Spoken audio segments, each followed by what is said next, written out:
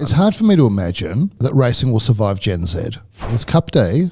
It was. I did nothing on Cup Day. You don't like the races, do you? I don't want to. Lots of people really like horse racing, and so I don't want to put my comments on record. I remember when we were younger. So I remember in sort of the very early 2000s, racing was just ascendant. It was actually an amazing business story. I wrote about this several times. That it really was Emirates leading the charge. So Emirates had that. Emirates sponsored all the racing, and they really dragged racing up, and they dragged their own. It was a great part. When we talk about partnerships here, that was one of the great partnerships I've ever seen in terms of branding.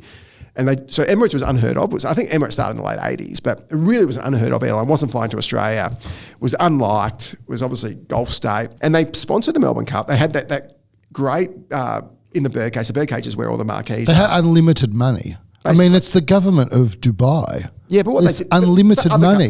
Other governments have unlimited. What they did so well, they have unlimited money and one person deciding how that money is spent. They also executed it so amazingly. It wasn't simply the money. It was Judy Romano doing PR. They were the best of the best. They were the first to have plum toilets in their marquee, which is bizarre when you think about it. People paying $1,000 a head and you have to use the bathroom outside. Yeah. They really elevated their brand and the whole week of racing to the next level. And I think it probably peaked 2010, 2012. And you had the Maya marquee in the heyday of Maya. Remember they had that special... Recently, Maya had a marquee till probably 3-4 years ago. Yeah, there were more people in that marquee than in their stores, I reckon. Probably. Yeah. Where would you rather be? Yeah. But, I remember one time I was at the Emirates marquee and we used to get a media pass. I obviously wasn't invited. I used to get a media... We actually are invited. We used to get invited towards the last couple of years.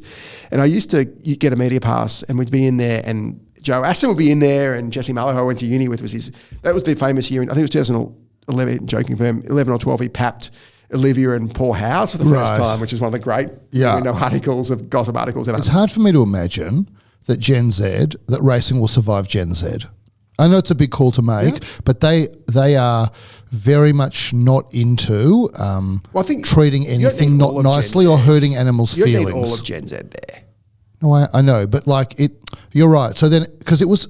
Maybe you can start off by saying, when we were growing up, I know you have the argument we weren't growing up at the same time, but we obviously were. I know we were. Yeah. And so when we were growing up, 20-year gap. It was huge. When they said it's the race that stops the nation, I'm not sure it stopped the nation. It definitely stopped Melbourne. Yep. No, I think it did stop. I think it stopped the nation. Yeah. And so that was 20 years ago, let's say, okay? That is not how it is today. No. At all. Not at all. And so... I was on a plane yesterday. I didn't even know when it was on. Yeah. And so I think the AFL Grand Final is still the game that stops the nation. But I'm not sure that that racing is not going to end up to be a relatively niche pursuit. Well, it was. Which is what it is in other countries. And when I was growing up, so in the 80s and early 90s, it wasn't cool at all. It was kind of the old people. It was the gambling. It was the old gambling thing. And I went there a couple of times with my dad, and it was fun, whatever. But it reached that stratosphere in that 10 years, probably 2010, and it was just a branding masterstroke. And clearly the horse. I would take issue with a lot of people. You talk about Gen Z who don't like animal welfare issues, but happy to eat meat, and we know how animals are treated for that industry. So it is somewhat hypocritical to say, I refuse to watch the races because they treat horses badly, yet they happen to have battery hens and have poor lambs being slaughtered at 3 days old. I don't think they are happy with those things. I don't think they are happy with battery hens. Well, I think the problem is you can't eat meat and then complain about the horse racing. It's completely hypocritical. Well, I don't agree with that. How can you not? Well, I'm not. You're supporting one thing which is worse than the other. I'm not keen. Horses are treated a lot better than poor old cows. Well, I'm not keen on whipping the cows before they kill them. And I take basically maybe the easiest thing I can say to this is I don't think, number one, there's nothing wrong with a dose of hypocrisy. We've all got it.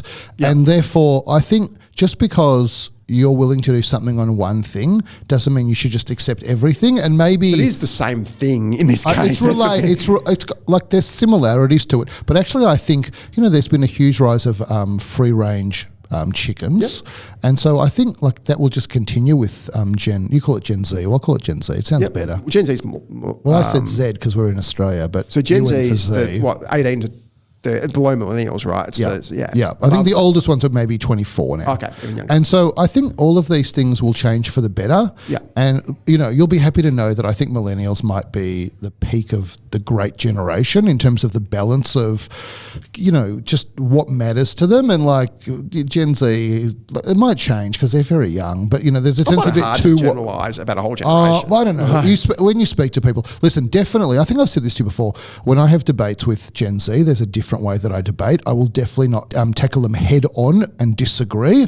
I will more say, I don't understand how these two things can be. Look, I've got this view and I appreciate your view, and I don't understand how my view can be consistent with your view. Can you explain like how they both coexist? And then they'll say, oh, actually, they can't, and then maybe they'll come a bit to my side. But I find that the minute I confront them head on, that's the end of that discussion. And that is what all of the research finds, that they are really, as a generation, obviously there's lots of exceptions, but as a generation, they're not especially interested in engaging with people with conflicting opinions, and kind of, you can see all of the silencing of conflicting opinions. This is Greta Thunberg, right? Like she's the extreme example. Extreme example, and probably not a great benchmark for that. So in other countries, horse racing is small. I think it was big here, and it's generally elitist in other countries. Yep, absolutely. And I think it was big. Ascot same as cricket, right? By the way, except in India, cricket's mainstream in India. But I think the reason horse racing might have been so big here is because, like, gambling is the Australian national pastime. Yeah. It always shocks people when I tell them that the highest per capita spend on sports betting in the world is in Australia by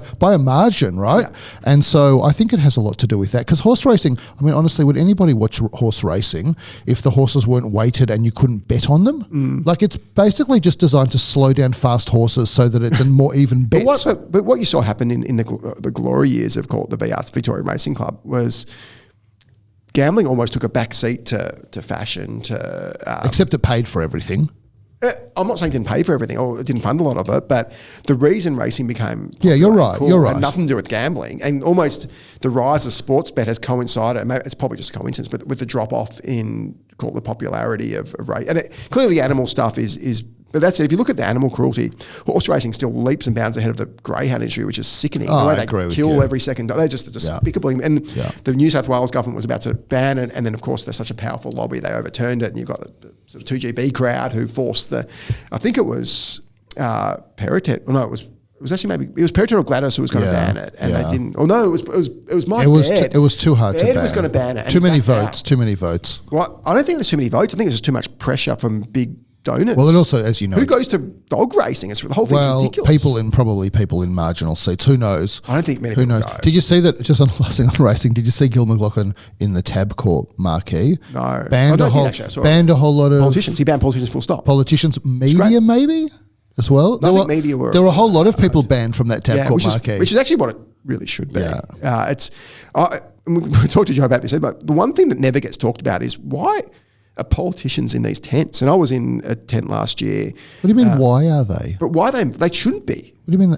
But you know why they are? But it's appalling. Because it's fun and free and they get invited to it. Why are politicians getting it? Like politicians shouldn't be, like, this is another version of the Chairman's Club, really. Well, this is a one-day Chairman's Club. You know why? Chairman's Club. Well, you know why they're invited.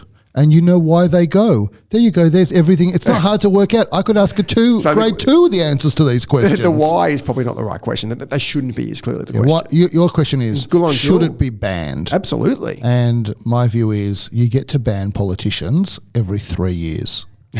That's when you get to ban them. Not really. Only a handful of people in a handful of marginal seats get to ban. Most of us don't have a say. Well, if they're, you've got to say in your electorate, and if someone does something bad enough, then, and it wasn't illegal, you would vote them out. 80% of electorates, it's impossible to vote someone out because they're not. But that's also because the politicians in those electorates don't do anything. Senators, you can't vote out because you don't vote for them. So the politicians in your seats, they don't get voted out because they don't do anything that is so bad that everybody wants to vote against them.